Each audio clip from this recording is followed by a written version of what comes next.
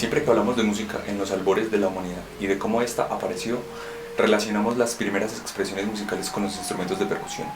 Lo cierto es que el vestigio arqueológico más antiguo que podemos relacionar con la música es este hueso de buitre perforado que funciona según el mecanismo de lo que hoy conocemos como flauta. Es decir, el intérprete produce una columna de aire con su boca que pasa a través del tubo y que vibra produciendo un sonido, cuya frecuencia varía según la posición de los dedos del intérprete. Encontramos también una gran variedad de instrumentos con características similares en diferentes culturas de la antigüedad, como el ney de Medio Oriente o el aulos greco-romano. Hoy en día conocemos una gran variedad de flautas, y es que la palabra hace referencia a una gama muy amplia de instrumentos, en donde encontramos la flauta traversa y la flauta dulce o flauta de pico, es decir, todos estos instrumentos que constan de un tubo alargado en donde se insufla aire directamente, en contraposición a instrumentos como el clarinete o el oboe que necesitan una caña. Existen también otros instrumentos como la ocarina y la flauta de pan, conocida en Latinoamérica como la zampoña, que funcionan bajo el mismo mecanismo de aire insuflado directamente, pero que no tienen la forma tubular alargada. Una de las variaciones notables que tiene la flauta dulce surge en el barroco. Hablamos ahora del flautino, una flauta dulce muy pequeña que tiene la capacidad de producir sonidos muy agudos.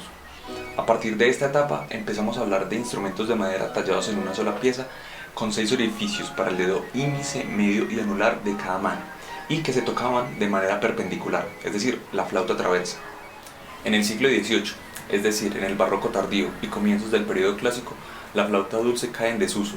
Durante este siglo, la flauta traversa desplaza casi por completo a la flauta dulce.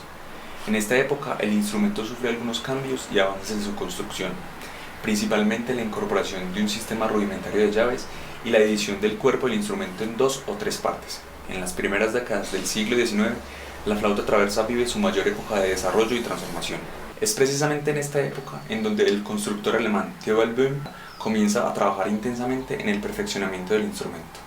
Es así como en 1832 presenta su primera versión de flauta traversa, un instrumento construido en madera que tenía 14 agujeros. Una de las principales características de este instrumento era que tenía una forma ligeramente cónica y su tamaño era mayor al de versiones anteriores, lo cual le permitía sonar con mucha más potencia. En 1847, Böhm presentó un nuevo modelo cilíndrico de metal, que además incluía un bisel en la embocadura que le permitía al flautista mayor control sobre la emisión del aire. La flauta de Theobald Böhm es el modelo que utilizamos hoy en día, y desde su versión de 1847 ha sufrido muy pocos cambios.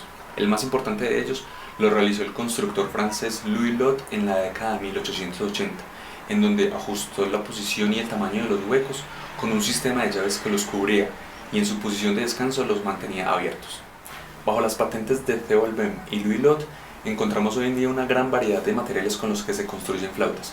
Por ejemplo, la madera de cocos, el ébano, el cocobolo, la plata, el oro o incluso materiales modernos como la aleación de plata de oro, la plata bañada en oro, la aleación de cobre, zinc y níquel, el carbono, el titanio, el platino, el latón, en fin, una gran variedad de flautas que se ajustan a todos los presupuestos.